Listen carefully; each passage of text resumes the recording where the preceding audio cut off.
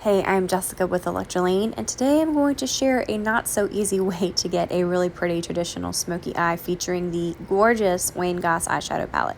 So I'm taking a big fluffy brush, I think it's by Sigma, I don't know, and applying the lightest sort of satiny shade all over the lid. You need something down so that all the colors blend seamlessly, and make sure you keep your brushes handy because we're going to reuse them. This is a Scott Barn brush, not sure what it's called, but we're going to dip that into the red shade, and we're going to put that all over the lid and up into the crease. Now we're laying down this red shade because it's going to come through the black we're going to put on top and make it glow so it's not so stark and so matte. You want to make sure to blend this, like I said, up into the crease and under the bottom lash line, and on its own the red does look a little crazy. You can look almost like you have the flu, but we need it because, again, we're going in with this black, and I think this is the Scott Barnes Winger brush. I'm not sure. I've already done one eye, and just note that this is a work in progress. We're going to go, again, from the lash line up into the crease, but we're going to stop short of the top edge of where the red is in our crease, and you'll see why in a second.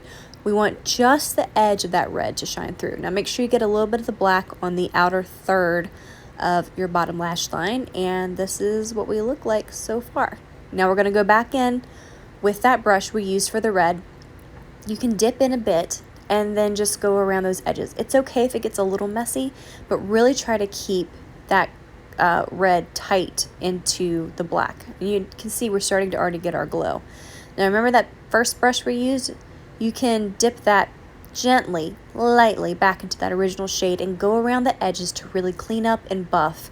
And make sure you're not blending the shadow out. We want to kind of blend it in because we don't want this to get muddy. We want it to stay right in the eye socket and the lid and the crease.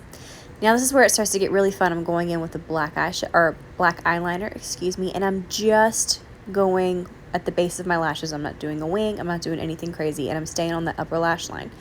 Now taking a MAC pencil brush and going back in with the black, we're going to go just on top of that black eyeliner.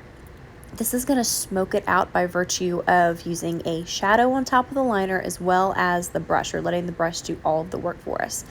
And in a second here, I'll show you a side by side, and you'll see how it's kind of smoky now, and not, it just kind of has dimension, which is really what you want to go for in a smoky eye, as you can see. It's nice and open.